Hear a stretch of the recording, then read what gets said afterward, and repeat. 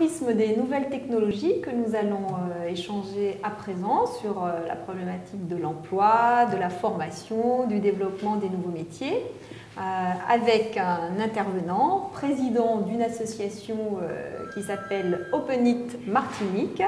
Et je vais donc passer la parole à Denis-Antoine Héroux. Bonjour. Effectivement, OpenIT est une association qui regroupe des professionnels du secteur informatique et des TIC.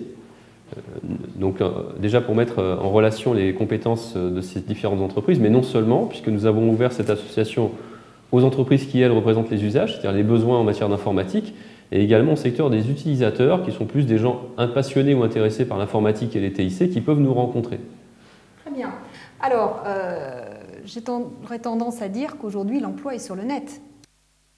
Comment vous contribuez, je ne sais pas, à accompagner ou à offrir des prestations de services pour permettre donc aux demandeurs d'emploi ou même des salariés qui souhaitent évoluer de mettre par exemple leur CV en ligne ou ce genre de choses? Alors il y a plusieurs choses. Déjà la première chose c'est la partie réseau. C'est-à-dire déjà on organise des rencontres régulièrement sous forme de after, de barcamp, qui sont des possibilités d'échange entre professionnels, donc ceux qui représentent les demandes, ceux qui représentent les possibilités de service, et puis tous ceux qui sont intéressés en tant qu'usagers à ces contenus. Et donc c'est déjà une opportunité de rencontre par rapport à ces métiers de l'Internet. Et également la possibilité qu'on offre aussi aux jeunes et aux moins jeunes, d'ailleurs, c'est la possibilité de présenter leur CV quand ils sont candidats dans des métiers de TIC sur notre portail Internet. Et également la possibilité de présenter les offres, c'est-à-dire que les entreprises parfois ont des besoins. Et on est un des canaux aussi de présentation, de diffusion des offres dans ce marché de l'informatique.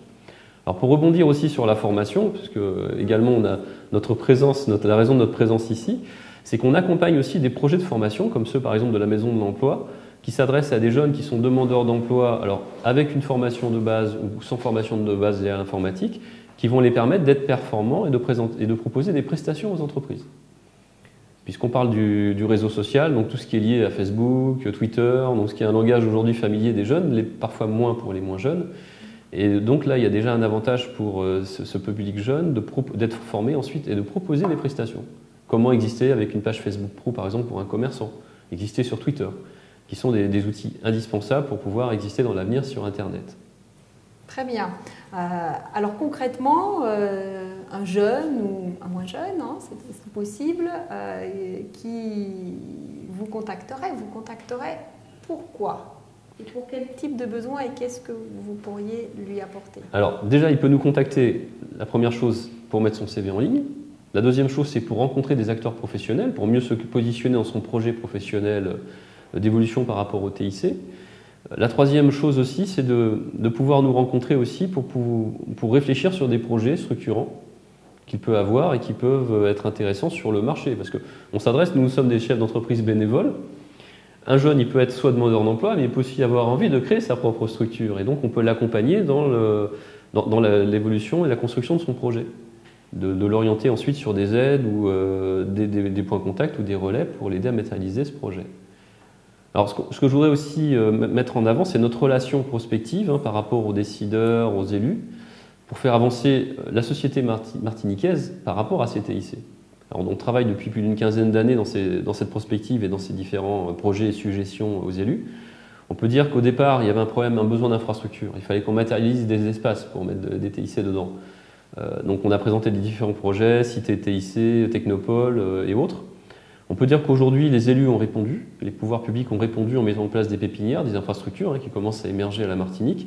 Et aujourd'hui, la problématique est plus de mettre du contenu dans ces infrastructures. Donc là, on fait un travail important, on va dire, de lobbying et de représentation vis-à-vis des élus, en leur disant « aidez-nous justement à mettre en place des filières structurantes pour former des jeunes qui vont pouvoir rentrer dans ces pépinières. Et en regard de ça, aidez-nous à mettre en place des propositions, des appels à projets, de façon à fournir de l'activité à ces jeunes, à ces jeunes entreprises, pour qu'elles puissent démarrer dans leurs projets et ensuite perdurer. » Très bien, si je comprends bien, vous êtes à la croisée de tous les enjeux du développement économique, de l'emploi, de la formation, en mettant au cœur de ces enjeux les nouvelles technologies. Exactement. Et en y œuvrant de façon bénévole en tant que chef. Absolument. Alors, toute personne intéressée peut nous rejoindre. Le site internet, c'est www.openit972.org. Donc, je vous incite à nous contacter par cet intermédiaire. Et je vous remercie de nous avoir invités à ce plateau. Merci. Au revoir.